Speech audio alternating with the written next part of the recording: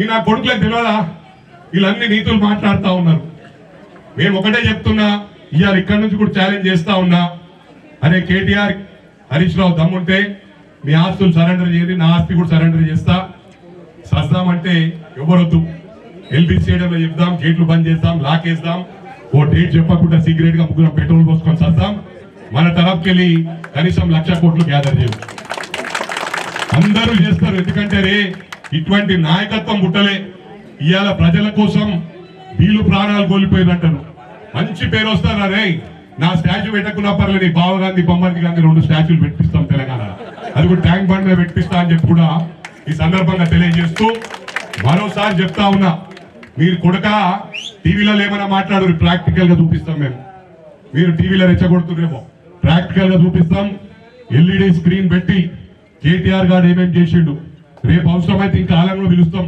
బాంబేకి వెళ్ళి ఈడికెళ్ళి మీరు ఎంతమందికి అన్యాయం చేసినావో, ఎంతమంది రోడ్లకు వచ్చిండ్రో, ఎంతమందికి డివోర్స్లు అయినాయో, ఎంతమంది కుటుంబాలు నాశనం చేసినావో అవన్నీ తీసుకొని ఎల్ఈడి స్క్రీన్ మీద మల్లన్న సాగర్ ప్రజలకు ఏ విధంగా మీరు దోచుకున్నారు, సిరిసిల్లాల దళితులను నేరెళ్ళ ఇష్యూలో ఏ విధంగా ఒప్పించారు, వాళ్ళందరూ వినిపిస్తా. ఎల్ఈడి స్క్రీన్ల మొత్తం తెలంగాణ రాష్ట్ర ప్రజలకు, ఆంధ్ర ప్రజలకు చూపిస్తా. మొన్న ఆంధ్ర ప్రజలు కూడా ఏమనుకుర్రు, ఈ కొడుకులు వస్తే మళ్ళీ బతకనియరు, ఎందుకు తలకాయ నొప్పని ధన ధన ధన ధన ధన గుద్దిరుతాం హైదరాబాద్ లా.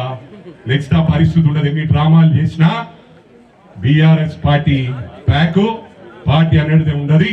ఈ రాష్ట్రంలో ఉంటదంటే ఒకటి బీజేపీ, ఒకటి కాంగ్రెస్ అని చెప్పి ఈ సందర్భంగా తెలియజేస్తా ఉన్నా. Thank you very much. ఈ 14 గ్రామాలకు ఉపాధి చూపిస్తామన్నారు.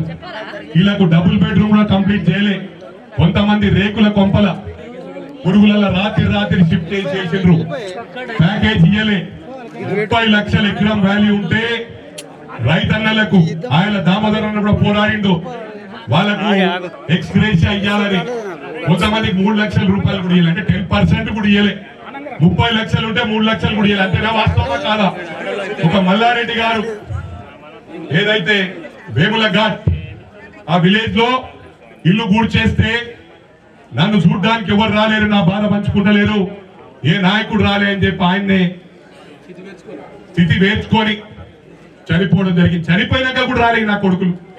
కొండగట్టి ఇష్యూలా అంతమంది చనిపోతే ముఖ్యమంత్రి రాలే. చిన్నారులు మాసాయిపేట్ల రైల్వే గేట్ దాటుతుంటే 18 మంది చిన్నారులు చనిపోతే వాళ్ళంతా 30 కిలోమీటర్లు గజ్వేల్ నియోజకవర్గం గౌరవ ముఖ్యమంత్రి రాలే.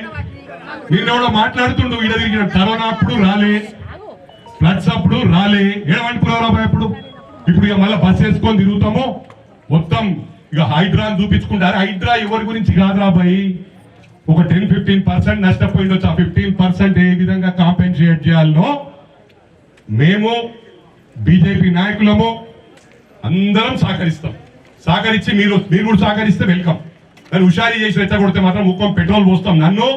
నేను మీతో పాటు నేను వస్తారా బాయ్, చెడ్డ పేరు రాకుండా నేను సిద్ధంగా ఉన్నా.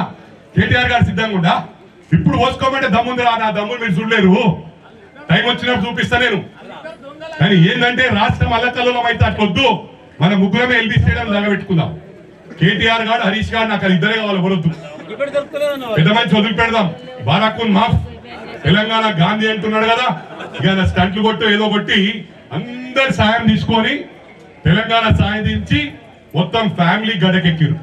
మరి కల్వకుంట్ల కుటుంబం మాత్రం బ్రహ్మాండంగా బాగుపడ్డది.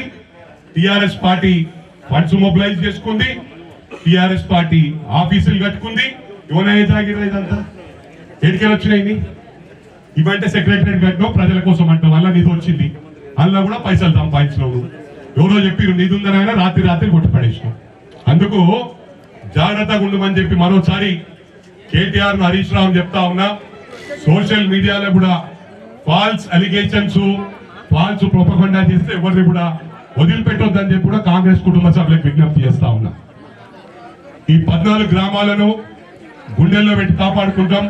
నేను మీకు ప్రామిస్ చేస్తున్నా, ఇవన్నీ కొంచెం హైదరాబాద్ సార్ట్ అవుట్ అయిన తర్వాత ఈ 14 గ్రామాలు పొద్దు నుంచి రాత్రి వరకు గౌరవ ముఖ్యమంత్రి గారు ఒకే రోజు మా దామోదర్ అన్న, మా గౌరవ ముఖ్యమంత్రి గారు టోటల్ 14 గ్రామాలు ప్రతి విలేజ్ కూడా వచ్చి మీ బాధలు పంచుకొని మీకు ఏ విధంగా సార్ట్అవుట్ చేయాలో, మీకు ఏ విధంగా సహాయపడాలో 100కి 100 పాలు చేస్తామని చెప్పి కూడా ఈ సందర్భంగా తెలియజేస్తా ఉన్నాం. అసలైన తొలి వెలుగు. ఫాలో వాట్సాప్ @తొలి వెలుగు official.